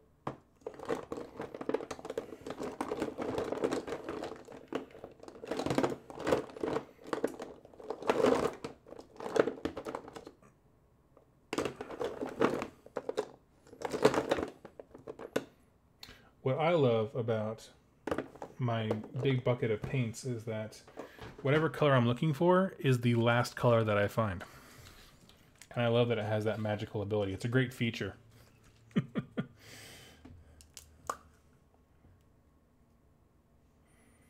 Let's see. Orin, I hate Darkoth so much. I want a revamp of classic Chaos Warriors Heavy Plate Vikings.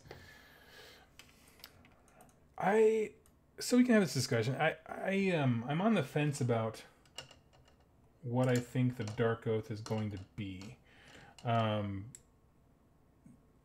Because, so this is not a spoiler thing. In the book War Queen, which is the new novella that came out, we're getting lore for a faction before the faction's release, which is kind of new, okay? We haven't really had that before.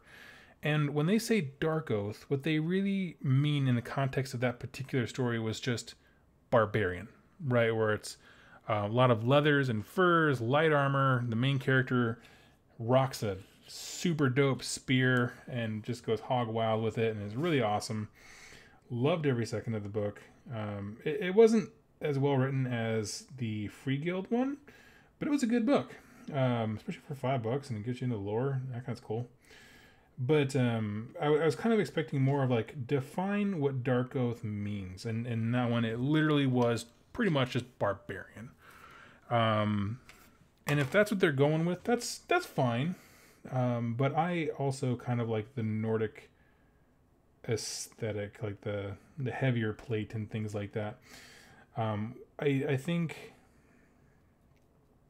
the more I think about it, the more I believe Darkoth is going to take on a keyword, kind of like the Chaos Gods do, like Nurgle does, and that Chaos Warriors might be in that battle tone, but they might be modified to take on Darkoth as a keyword, just like Nurgle, Tzeentch, Slaanesh, whatever, you know what I mean?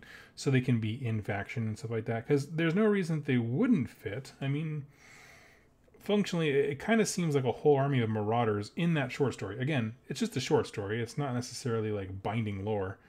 Found a little bit of paint that wasn't quite dry. That's a bummer. But I don't know. It is the way that they in the story defined it. I don't know. Old Witch Doctor, hope Trader God will get some love as an army. Blackstone Fortress has some of them. Yeah, I mean, Silver Tower had Tzeentch before Tzeentch was a real thing, so there's no reason why it can't. Which would be cool with me. They did announce that the models from Blackstone Fortress are getting kill team profiles, and so at the very least you will see some Trader Guard on the channel, because I'll do battle reports for them. That much I can tell you.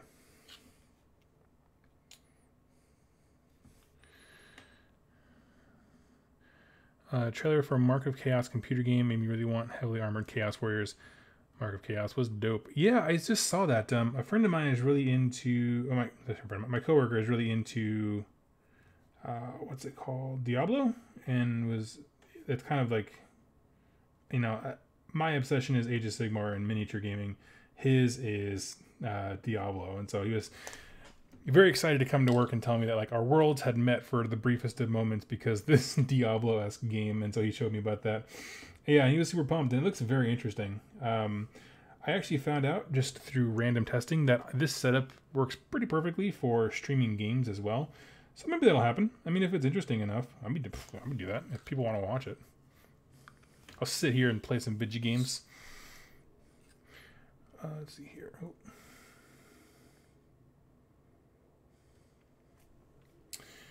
I hate the Orin says I hate the leather light armored look. More male, more blood, more guys, more mature. Yeah, I mean it's an aesthetic choice. Like I think I mean if they all kind of look like the Nighthaunt warband, it's a very Conan-esque thing, which I'm into, but it is a very specific aesthetic. You know, and I understand that it's not for everyone. Old Witch Doctor says Dark Oath Warband is for the Underworlds is by far the best looking warband. I agree. Just the diversity of poses and stuff like that. I don't know. I really I have said it last time Jack was on the show, but I'll say it again. Like if they come out and say like, "Hey, Dark Oath is its own thing and it's not compatible at all with Slaves to Darkness," like it has to be its own thing. My entire Slaves to Darkness army is gone because I love the way they look and I love Chaos Undivided, so I will just follow that to forever. All right, looks like the metal's dry, so we can dive right into finishing up. So let me see here. Nate was asking about how I paint rust. So let me grab.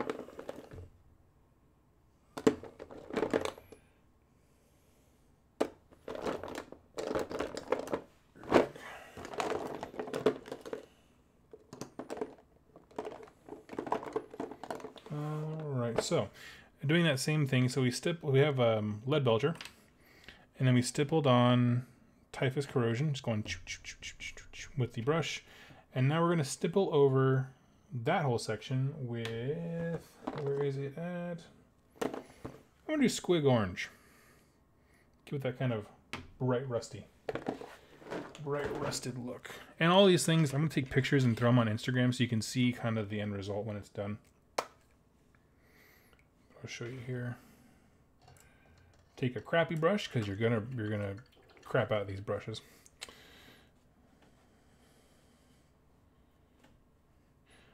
Kenzie asked, how hard or easy do you think it is to convert Eldar to Dark Eldar as far as models?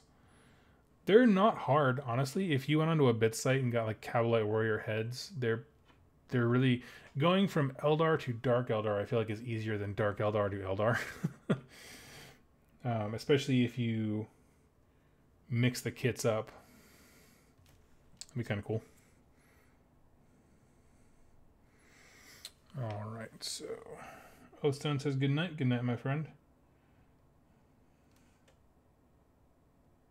So what I'm doing right now is a very, very lightly stippling in squig orange.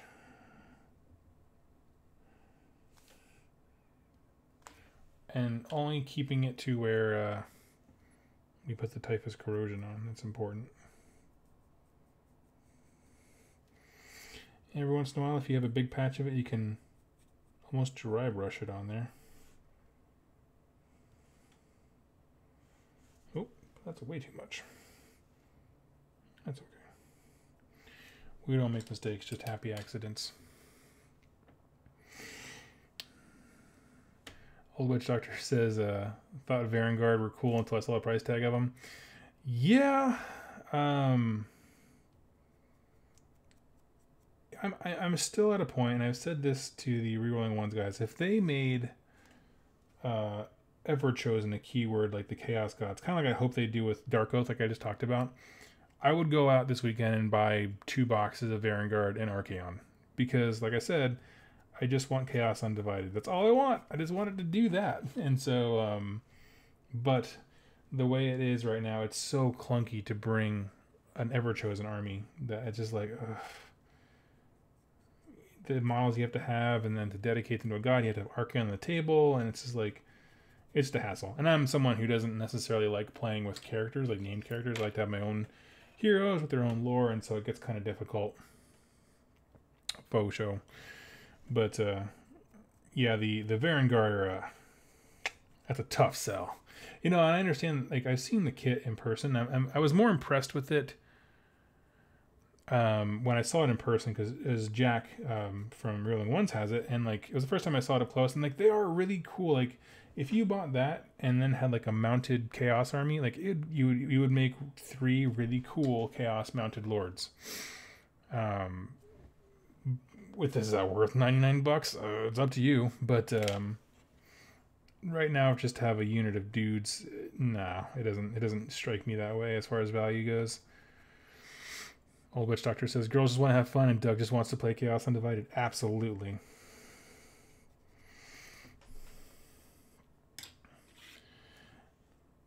All about that life.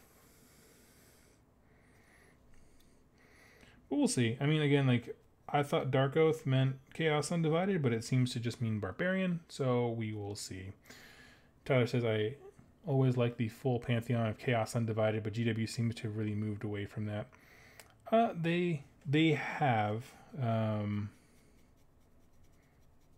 the short story War Queen that came out kind of steps towards that again a little bit. I don't want to spoil things in this chat, but well, it's not really a spoiler because it's on the back of the book. But basically, she's a Tzeentch follower who discovers that worshiping more than one Chaos God is probably a good idea. And by the end of it, she's not all about Khorne, but she's incorporating other Chaos Gods into her life. That's not a spoiler. It's on the back of the thing. So, yeah. Nate asks, are you watering those paints down? No, it's kind of a dry brush, and stippling, I don't tend to water things down. Just clean the brush off. So what we did, Nate, because you were asking about the rust, lead belcher, typhus corrosion, stippled on, and then went back and kind of lightly dry brushed and then stippled as well. What did I do? Squig orange? Squig orange, which is kind of a rusty orange color. And then now I'm going to do a dry brush, but this time with Stormhost Silver. So all that texture that the typhus corrosion made is going to pop. It's going to look like really rusty, and like parts of the rust are flaking off and things like that. So that's kind of the goal there. Again, this webcam won't really let me focus in as well as I'd like to. So all of these things will be over at Instagram. And I'll put them up literally while we're sitting here, so you can go check those out.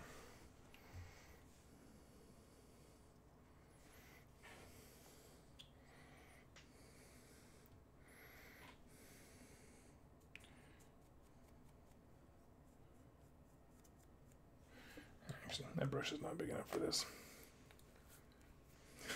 More time on rusty weapons than the entire model. Yes, that is exactly. That's the problem with rusting everything. It's why I don't have a full Nurgle army.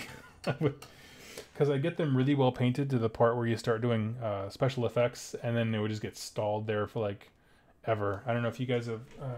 I showed him once, but I'll get him on the camera here. My Glutkin. This dude, the greens and the purple arm, and like there's really only like 1 or 2 types of flesh tone for this dude. And then that was like a quarter of the time that it took to paint him. The rest of it was like, oh, here's a pustule. Here's some Nurgle's rot in his gut where his intestines are hanging out. Oh, look, here we can do the gradient from the, I don't know, Gravoid tremor arm. That kind of stuff. So...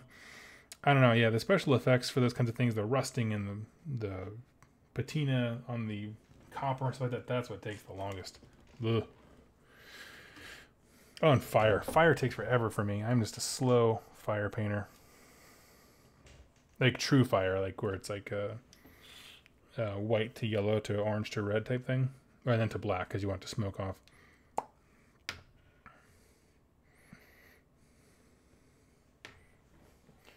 Let's see here, get my Stormhost Silver ready. My Death Guard actually lean towards cleaner weapons. Seraphim Sepia washed as nice. Yeah, I mean, Seraphim Sepia is awesome for that exact reason. Again, this is not, I am not a professional painter, so I'm sure there are better teachers out there for rust stuff, but I find that for putting a model on a table and standing like, you know, I call it 3 foot fabulous, standing back and looking at it, they look pretty darn good.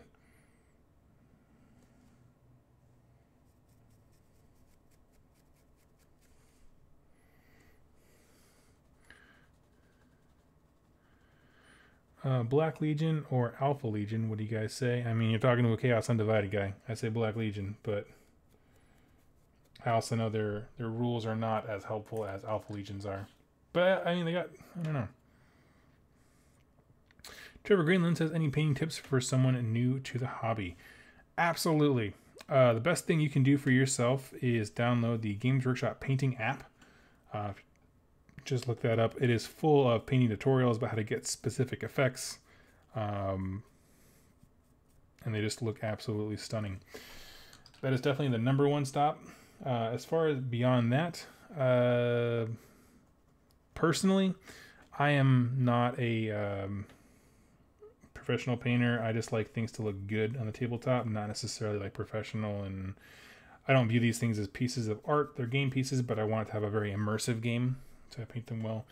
To that end, pick just 1 or 2 colors and learn to be very good at them. And honestly, that's what paints most armies. For example, if you went Stormcast, you learn to paint gold and blue, you're done. If no matter which chamber you go for, you learn 2 colors, you're good. These dudes, it's teal and purple, and then I'm taking some time that I've accrued to learn about weapons and things like that, rust and junk. But for the most part, I don't know, that'll be just fine.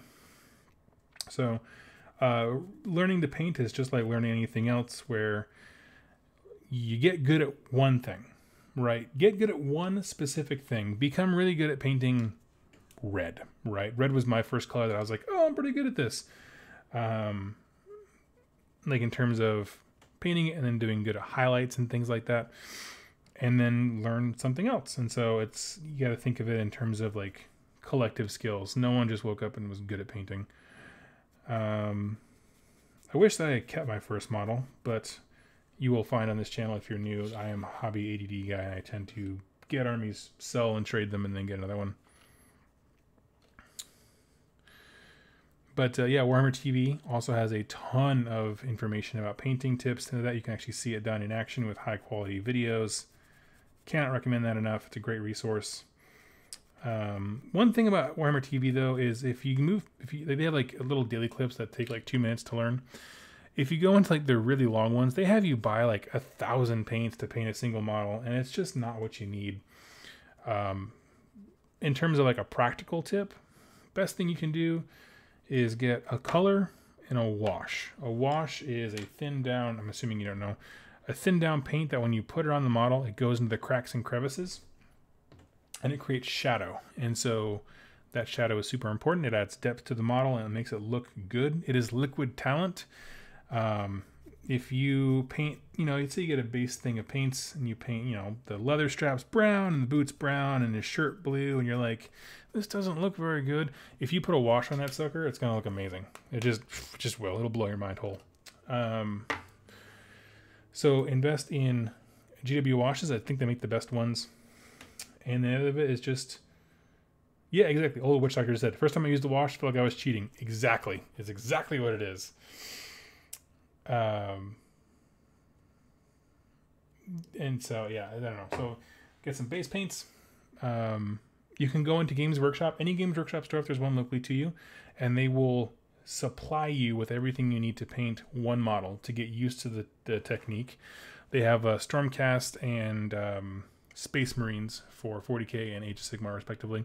So you just go in and be like, can you teach me how to paint blank? And what I would say is, even if you don't want to play those armies, say you wanted to play Daughters of Cain, You walk in there and say, can you teach me on one of these models how to paint skin? That's going to be your most important thing on Daughters of Cain. And they'll teach you how to do it. So definitely highly recommend that. Yeah, and the rest of it is just taking your time, learning one thing at a time. When I first started, I had a unit of 10 dudes for War Machine, and so I paint them individually, but I painted one dude, and I was like, I don't like the way his skin looks. And so then I looked at a whole bunch of tutorials on the next guy. I painted everything else except for the skin the exact same, and really focused on the skin. Got to where, like, on the next model, I was like, I don't like the way that gun looks on the first two guys. And then the next one, I had improved skin and a better looking gun, and so forth. You just incrementally improve. And at the end of it, you have one guy that looks amazing and 9 guys that look awkward in some way, and then you just laugh at yourself and you move on to the next unit and you take what you learned and you master something else. And so that is how you learn to paint. That was a mouthful. Do you have any more specific questions than that, Trevor? I would love to help you out. I think great resources is a lot of tutorials online, as well as going to your local Games Workshop store and just saying, I want to paint X color. Doesn't matter which model you pick, they'll give you one for free. And practicing. Practice is everything. Old Witch Doctor, I didn't learn to thin my paints until I was a man. That's exactly true. When I started, so I did War Machine, which I talk about a lot. But I did the P3 paints, which by nature, when you first get them, are much, much thinner than Games Workshop paints. So I didn't have a lot of thinning problems. Like, they don't need to be thinned very much. But it wasn't until I picked up my first Citadel paint that I was like, oh, this stuff is like goop. And that's when I figured out real quick that you do gotta thin your paints. Let's see. Ben says, Doug, like 3 foot fabulous. I get trapped by achieving 3-inch fabulous. Yes, absolutely. When you go on Instagram, you see people that treat these little dudes as art pieces, and they absolutely are. They look great. They're very well designed, awesome models. The thing is, for me, they're a game piece that is meant to be an immersive experience. So when you put them, if you think about them as a game piece, and you put them on the table, and you stand almost 3 feet away, because again, it's a 6x4 table, you know, on a solid size game, you don't see the up close details. Like, I could go in and do all the highlights on his skull and stuff like that, and I probably will do like a dry brush, but I'm not going to go into super detail because, one, this dude has like a 4-up save. He's going to die pretty quickly because he's not that great. So he's not going to spend a whole lot of time on the table. But secondly, you know, if he's going towards the enemy, his face isn't looking at me. What does it matter what his face looks like? And that's an opinion thing. Some people want every model to look amazing and fabulous. I just don't think, for me, that's just not where my priorities are. I missed part of his cloak with the Collier green shade. Get in there and do that. There we go. Him too. Apparently I didn't get the top part by the bone so well with the green shade.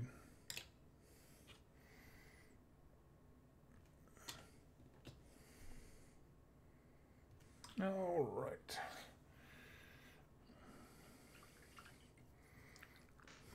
Also, it occurs to me that there's skulls on their bases that I missed. So I gotta go back and do those, which kind of is a bummer.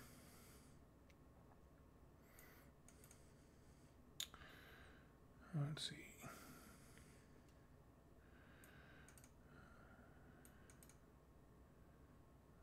Tabletop experience. So I'm just Jordan, where I got off work and had to deal with some Black Friday madness. Okay, we're gonna Walmart Gaff. Oh man, that sounds awful. Yeah, you know, I was having this discussion with my wife today. I was just like, is there anything we need? Because like, we did Black Friday shopping once, and it was to get a printer for ourselves. We don't Black Friday shop for anyone else because we don't love anyone else enough to go out and Black Friday shop for them. But yeah, no, it's not my thing. You know, it's just like shopping any other time, but you just gotta punch people to do it. And that's, you know, it's the thing. Like, I'm 6'3". I'll win that fight. I'm not worried about it. I just don't want to do it. I don't have time for police reports. Okay, so I'm going to call them pretty much done. I do need to go back and make a little bit more of the Druchii Violet stuff and get those bases. Actually, while I have some paint here, TJ asks, do you glue your push fit models? Do I? I think only if it feels loose at all. Some of them are pretty darn tight. And if they are, like, the glue can actually get in the way when it tries to sit in a joint. So I don't do it then. I always like dry fit models. So like try to put them together. If they go together, that's awesome. If they don't, reassess. And that's always worked out pretty well for me. Just checking the bases. Only 2 of them have skulls. That's okay.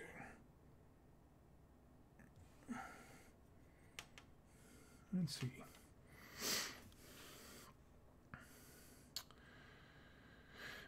Nick just bought a huge TV. Awesome. All the better to watch 2+ Tough on.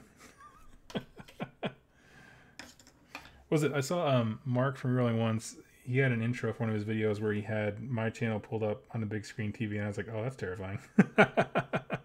I have a face for radio.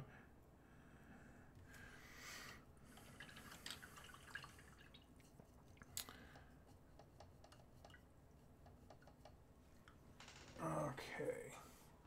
He says I go back to some of my Death Guard and find there's some details I wish had been more aligned with regular Death Guard. Yeah, totally. That's the thing. It's what I've started to do, and I heard about this on Independent Characters, the 40K podcast, where people, it was actually a video about orcs specifically, but like painting in such a way that you're set yourself up to come back and do things later.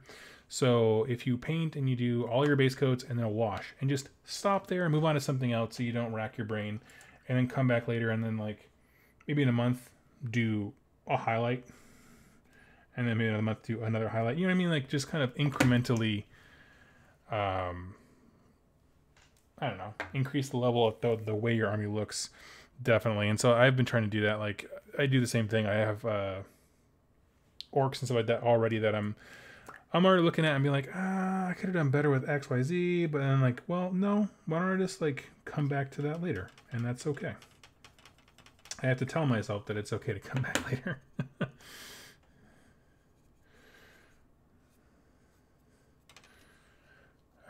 Old Witch Doctor, I do all my Black Friday stuff online. Yeah, totally. I mean, I just don't shop very much, you know? I'm a man who has everything, you know?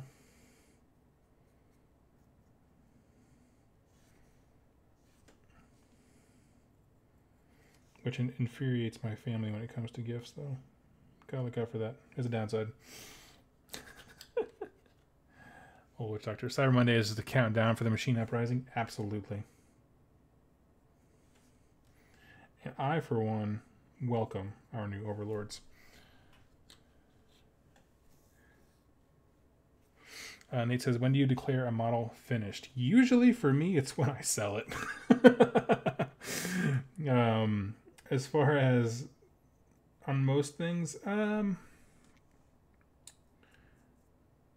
don't really have a set point. I don't know. It's usually when I look at it and everything has at least been painted or at least washed to some point.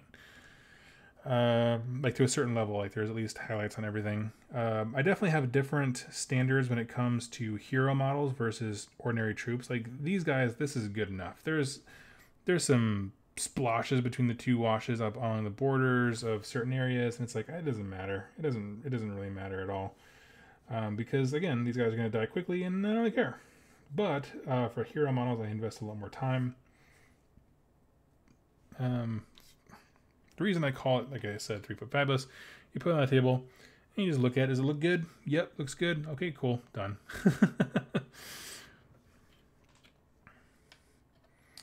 Michael says, I cheat and use GW texture paint for bases, Astra Granite, and white dry brush for a quick batch army. Totally. I do that. So what did I do with that with? The Iron Jaws that Jack has now. It is just the texture paint. Oh my gosh, what's it called? Armageddon Dunes, and I gave it a wash with the yellow wash, whatever it's called, and that's basically it.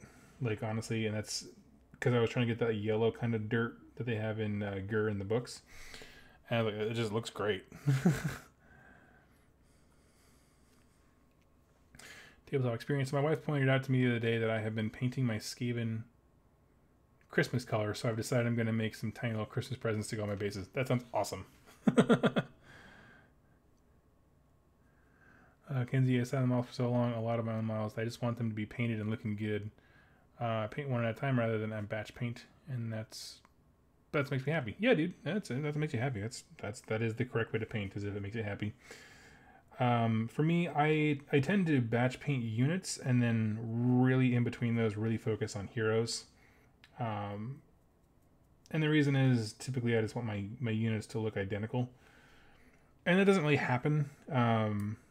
Like, for example, if I have like my mob of 30 orc boys, right? Like, because there's so many of them, you miss a detail. Like, maybe I'll miss a bootstrap on one or something like that, and that gets really annoying. So it's never quite perfect, but I have end results faster, and they're all kind of uniform in the sense that I remember the I don't know, paint method that I used to achieve it.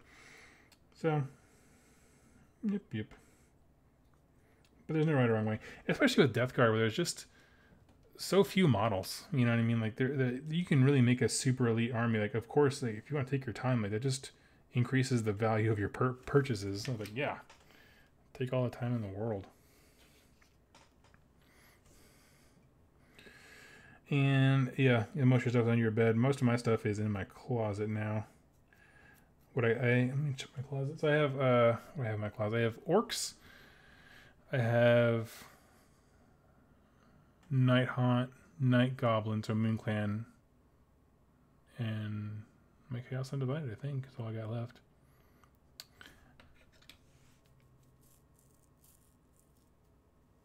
Okay, so Nate asked, how do you switch color scheme to remain cohesive but not boring?